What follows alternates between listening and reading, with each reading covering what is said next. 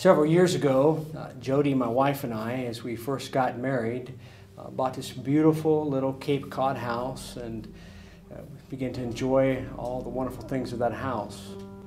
Next door lived a wonderful family, the Wilson family. A mom and a dad. Dick was a teacher, and his wife was a nurse.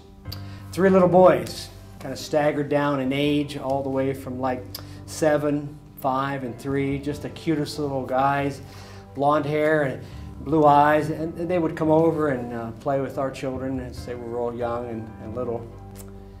And I'll never forget, one Christmas Eve, next door we knew something was going on. There was a fire, and that fire began to billow from a Christmas tree in their first floor, and the smoke filled their house.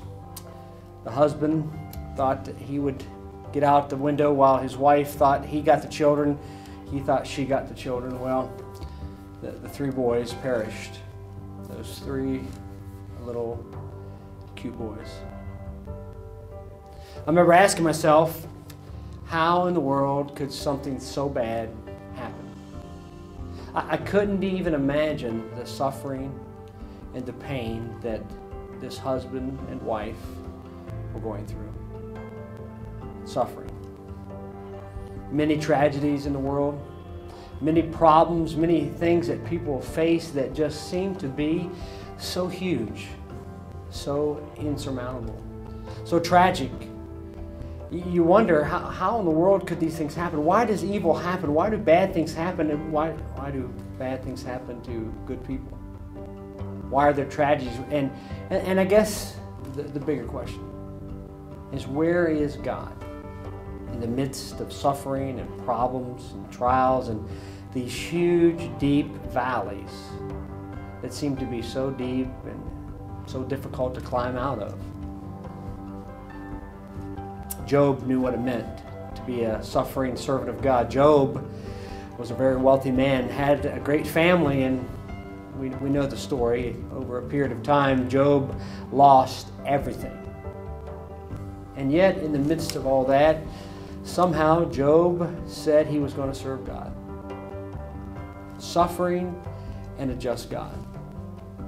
How do we balance the two? I want you to join us for our next series called Suffering and a Just God, where we're going to visit a little bit about why is there evil and how do we kind of balance a loving, graceful God. And if God is so good and so loving, how in the world could so many bad things happen to people who put their faith and trust in Him? The Bible says it rains on the just and the unjust. Bad things happen. Doesn't matter if you're good, not even following God, but bad things happen. Hopefully we'll find some answers. I invite you to join us during this series where we're going to investigate suffering and a just God. I don't know what you're facing in your life, but maybe you've had some problems. Maybe you've had some difficulties. Maybe you got the word cancer from the doctor. Maybe you're battling some discouraging word right now and wondering, why in the world did this happen right now in my life? And you feel like you might go under.